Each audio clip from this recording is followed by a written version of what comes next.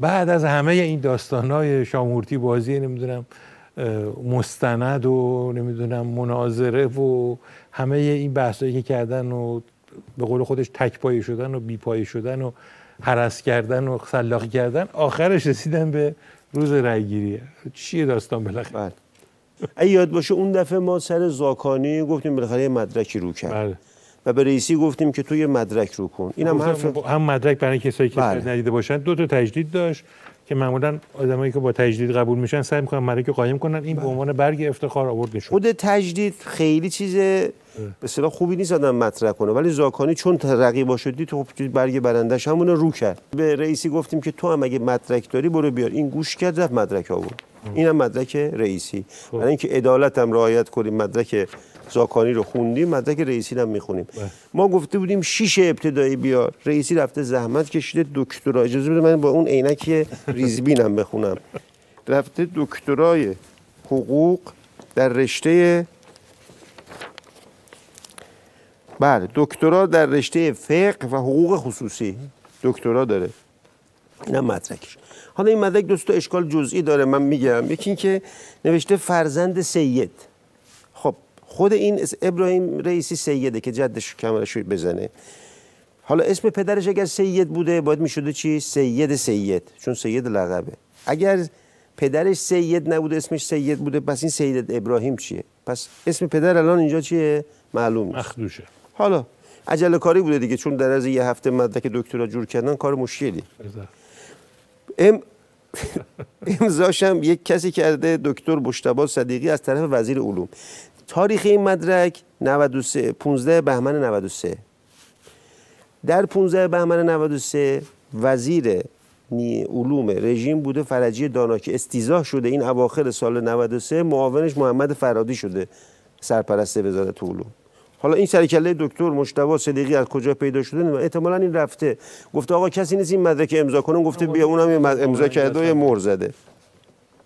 حالا ما اصلا واقعا راضی به این زحمت نبودیم که این بره دکترا بیاره. از نظر من 6 ابتدایی کفایت بود. بعد من این مدرک دیدم رفتم 1-2 ساعت وقت گذاشتم کنار کارام که ببینم این مدرک یه مقدار عجیب غریب بود دیگه، 2-3 تا اشکالی که داشت. مثل این فیلم‌ها تناسب رعایت نکرد. این خودش برای دکتراش 1-2 ساعت وقت نذاشت. این مدرک دکترای بالاش نوشته چی؟ دانشگاه شهید مطهری. مدرک دکتراش رو اسم تزی که نوشته، اسم تزش بوده وضعیت ارث اشخاص بلاوارث در حقوق ایران و تطبیقی. حالا جالب سال 77 یه محمد زبیدآبادی 1377 یعنی 16 سال قبل از دکترا، 16 سال قبل از دکترای این محمد زبیدآبادی از دانشکده حقوق تو همین رشته فارغ التحصیل شده، با همین تز دکترا گرفته، با همین اسم. بعد استاد مشاورش هم بوده مصطفی محقق داماد، یعنی همون تز با همون اسم 16 سال قبل با همون استاد مشاور. یعنی اینجوری بوده این استاد مشاوره میگه که آقا هر کی دکترا میخواد بیاد، من یه تز دکترا دارم دست یه دکتری بوده تا مطب میرفته میومده، آب بندی نشده مالش رو با اینم برداشته. این رئیسی هم حتی نرفته فصلاشو عوض کنه، مثلا فصل آخره بذاره اول، فصل اوله بذاره دوم، با همون فصل بندی با همون نتیجه گیری تز دکترا رو به اسم خودش زده. کار به اینجا ختم نمیشه. معلوم شد که توی قضاییه رئیسی همه از این مدل مدرک دارن. حالا چطوری؟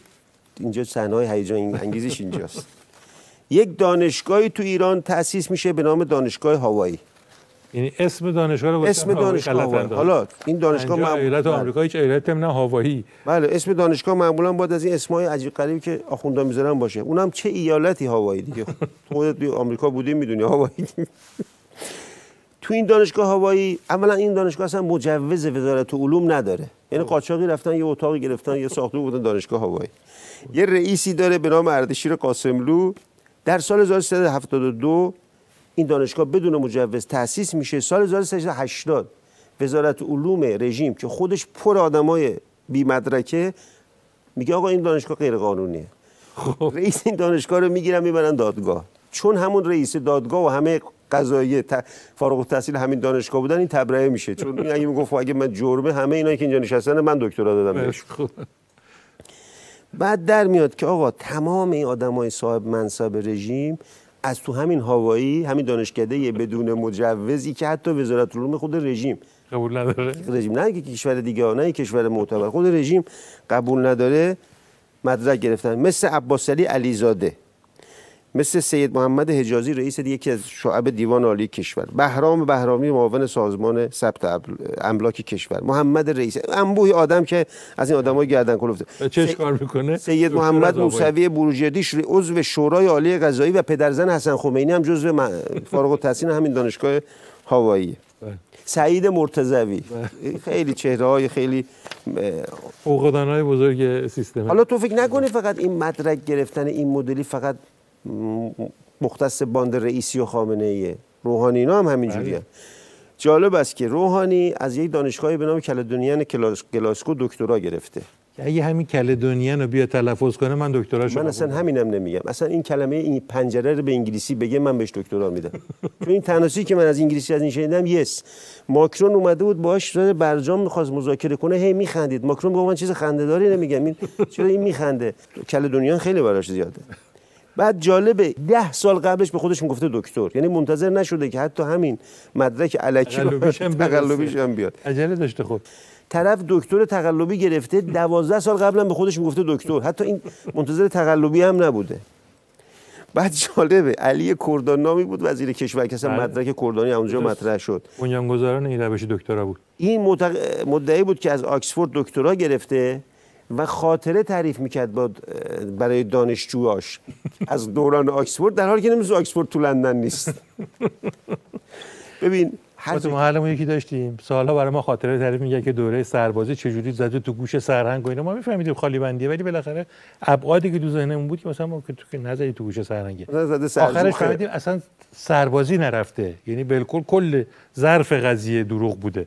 حالا جالبه من بازم برمیگردم به حرف خمینی، همه اینا رو میشناخت. گفت من چشمم به نفراتی است، همین بچهای ابتداییه. از همونجا میدونست که رئیسی، من امیدم به شما بچهای دبستانی که رئیسی منظورش بوده. رئیسی هم گفته آنقدر دعوا نکنید، من اول مهر میرم کلاس هفتم اسم مینویسم، معلوم میشه که مدرک من قبول داریم.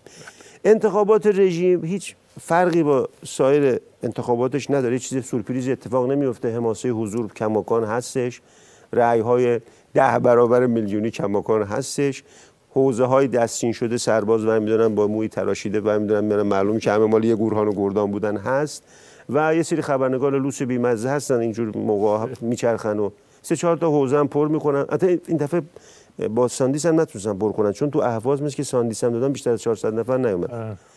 و فقط یک چیزی ممکنه این انتخابات رو ویژه کنه، اونم اولین بار محسن رضایی بتونه آرای باطله رو شکست بده، چون تنها کسی که تا حالا به نفع کاندیداهای اصلی عقب نشینی کرده آرای باطله است که همیشه پوششی رضایی بود دیگه. این دفعه زودتر گفته من اصلا شرکت نمی‌کنم، باطله هم نمیندازم تا محسن رضایی آرزو به گور نده، میگن به ناکام به گور نره، حداقل یک بار آرای باطله رو شکست بده. بله اینم انتخابات رژیم که مثل باقی کاراش هم برعکسه.